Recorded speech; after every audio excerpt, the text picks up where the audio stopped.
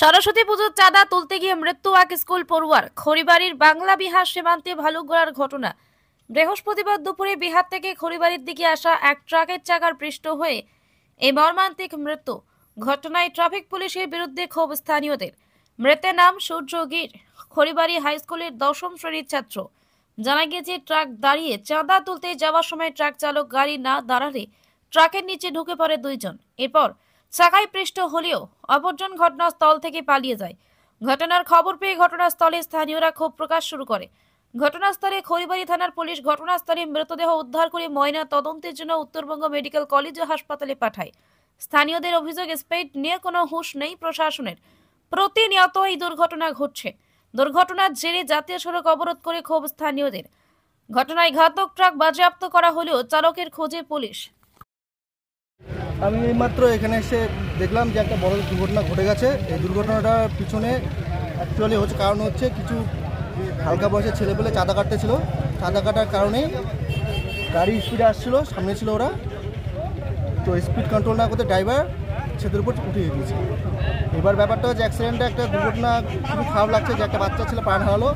কিন্তু আমাদের এখানকার খড়িবাড়ি পুলিশ প্রশাসন কী বলবো, এতটাই খারাপ, মানে এতটাই সিস্টেম করে রাখছে ট্রাফিকে, মানে কেউ কিছু বলতে সাহসও পাচ্ছে না। জানি না কেন এই রাস্তাটা আমাদের এত স্পিডে গাড়ি ঘোড়া চলে, এত স্পিডে গাড়ি ঘোড়া চলে, কোনো স্পিড ব্রেকার নেই।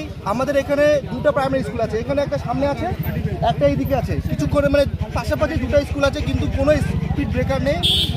গাড়ির স্পিড খুব বেশি হলে 60 থেকে 70 সবসময় থাকে। আমরা সাধারণ মানুষ যাতায়াত করতে পারি না, কিন্তু এরপরেও পুলিশ এই দিক দিয়ে সন্ধ্যা সকাল যাতায়াত করে, দেখে এত স্পিডে যাচ্ছে, কিন্তু কোনো স্পিড ব্রেকার নেই, কোনো স্পিড লিমিট নেই।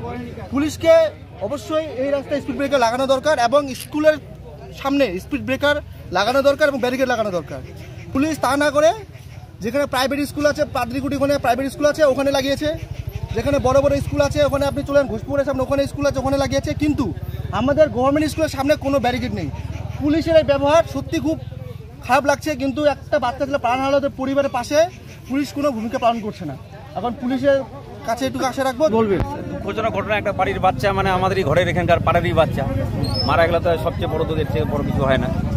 তো এবার ঘটনা হচ্ছে যে আমাদের যে যানবাহন যেটা চলছে আর কি, এখন ওরা ড্রাইভারগুলো গুগল ম্যাপ দেখে ওরা এদিক দিয়ে বেরিয়ে যাচ্ছে খড়িবাড়ি ঘোষপুর হয়ে ভালুকগড়া হয়ে।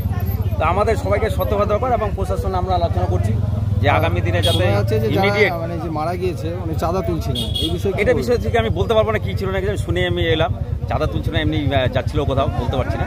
তো আমার একটাই কথা যে আমরা প্রশাসন লেভেলে এখন ওসি সাহেব আমরা একটু বিডিও ম্যাডামকে বলবো ইমিডিয়েট যেন পিডব্লিউকে বলে আমাদের যাতে বাম্পারের ব্যবস্থা করা হয় এবং কিছু কিছু বোর্ড যে ব্রেকার বোর্ডগুলো আছে সেই যেখানে যেখানে স্কুল আছে সেখানে যেন আস্তে যানবাহন চলাচল করে সেখানে বোর্ড লাগানোর ব্যবস্থা করতে হবে, যাতে ট্রাকওয়ালা বা গাড়িওয়ালা বুঝতে যায় যেখানে স্কুল বা কোনো প্রতিষ্ঠান আছে। খড়িবাড়িতে আরেকটা জিনিস হয় যেটা প্রচণ্ড জ্যাম হচ্ছে, মানে কিন্তু জ্যামের কোনো সমস্যার সমাধান নেই। সমস্যার সমাধান এমন সন্ধ্যা হতেই কিন্তু গাড়ির প্রচুর লাইন চলছে, প্রচুর গাড়ির কোনো মানে লিমিট নেই, প্রচুর জ্যাম হচ্ছে, অথচ সেখানে অনেক সময় প্রশাসনকেও পাওয়া যায় না, তখনকার কিছু পাবলিককে দেখা যায় মানে সেই ট্রাফিক কন্ট্রোল করছে।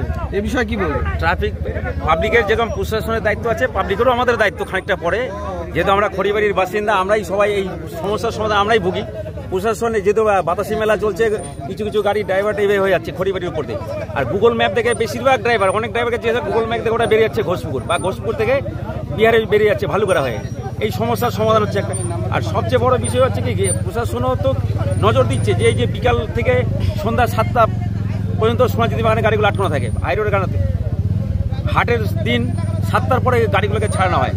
এবার ছাড়ানোর পরে যেহেতু আমাদের এটা রোডটা ন্যাশনাল লেভেলের রোড হিসাবে ছোটো, রোডটা চওড়াটা কম আছে, গাড়িটা কিছুটা জাম হয়ে যাচ্ছে। খড়িবাড়ি তো আমাদের কনজেস্টেড হয়ে গেছে, বা চারিদিকে দোকান, দুপাশে দোকান, পাশে ট্রেন, একটা রাস্তা, সেভাবে তো দুর্ঘটনার আশঙ্কা আরো বেড়ে যাচ্ছে। আগামী দিনে প্রশাসন এটার ব্যাপারে রিপোর্ট যাচ্ছে, প্রচুর গাড়ি চলছে, প্রচুর গাড়ি যাচ্ছে, হ্যাঁ সেই হিসাবে দুর্ঘটনা যেভাবে গাড়ির যে চলাচল করছে, গাড়িওয়ালা যারা আসছে, আগামী দিনে এটার ব্যাপারে প্রশাসন চিন্তা ভাবনা করবে যে রাস্তাঘাট চড়ার ব্যাপার আছে। আর খড়িবাড়িতে রাস্তাঘাট চড়া না হলে আগামী দিনে ভয়ঙ্কর অবস্থা দাঁড়াবে। আমরা নিজেরাই দাঁড়া থাকি, সবাই দেখি তো যে কি অবস্থা, গাড়ির মানুষ চলাচল করতে পারছে না, এত ভিড়, এত জাম। আচ্ছা, যিনি মারা গেছে খড়িবাড়ি এখানেই বাড়ি, ওয়েস্ট হাদাবিটার বাড়ি। কি নাম জানা গেছে? নামটা শুনলাম, কি নামটা কি নাম শুনলাম কি বয়স কত হবে? বয়স শুনলাম 14-15 বছর।